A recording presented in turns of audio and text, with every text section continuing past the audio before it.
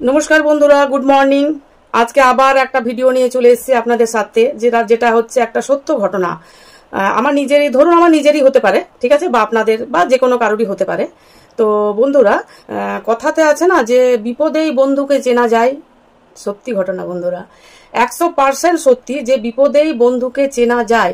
কিন্তু বন্ধুরা, আমরা বিপদে পড়ে যাওয়ার পর বন্ধুকে চেনার আগে যদি আমরা বন্ধুরা চেষ্টা করি যে আমরা বিপদে পড়ার আগেই বন্ধুকে চিনি, যে সে কেমন কি, সে আমার বিপদে সামনে দাঁড়াবে কিনা, আমার কোনো অসুবিধায় সে দাঁড়াবে কিনা, সেটা যদি আমরা আগেই জানি তাহলে এই সম্মুখীন আমাদের এই পরিস্থিতিতে বন্ধুরা পড়তে হয় না।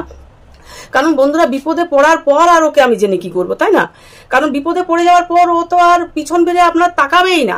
তো আমি জেনে কি করব যে বিপদে বন্ধুকে চেনা যায়, বন্ধুকে ওকে আমি জেনে কি করব নাকি? তারপর বন্ধুরা, অনেকে বলেন যে লোকের ভালো করো তবেই নিজের ভালো হবে।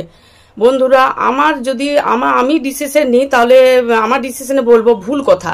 এটা যে বলে সে ভুল বলছে।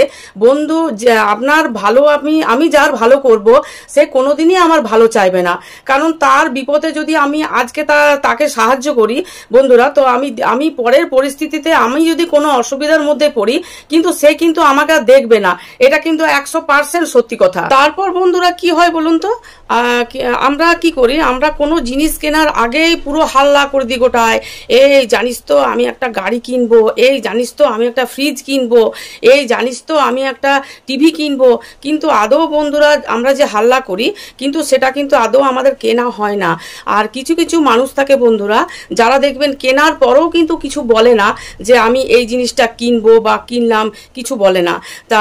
সেই জন্য বন্ধুরা বলছি যে কেনার পর আপনারা বলুন যে আমি কিনেছি।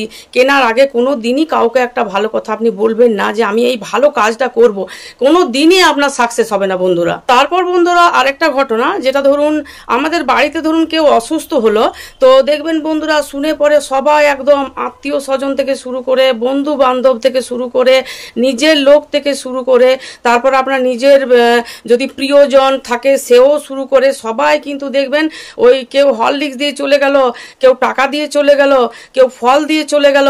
কিন্তু বন্ধুরা, মানে তখন আর খেতে লোক নেই, আর মানে তখন ফল নষ্ট, এই নষ্ট, তখন দেখবেন তারপর সারা জীবন আর কেউ বন্ধুরা খোঁজ নেয় না যে সে কি করছে, তার আর্থিক পরিস্থিতি কি রকম, সে কি অবস্থার মধ্যে আছে, সে কোনো দিন বন্ধুরা সেটা আর খোঁজ করে না। তারপর বন্ধুরা, আরেকটা কথায় আছে যে ন্যাড়া একবারই বেলতলা যায়, বারবার যায় না।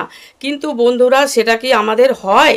আমাদের হয় না। আমরা কিন্তু বারবার বেলতলা যাই। আপনারা দেখুন, নিজেদেরও আপনি চিন্তা করুন যে আমরা একবার বেলতলা যেয়ে ঠকি, কিন্তু না, আমরা বারবার বেলতলা যেয়ে ঠকি বন্ধুরা।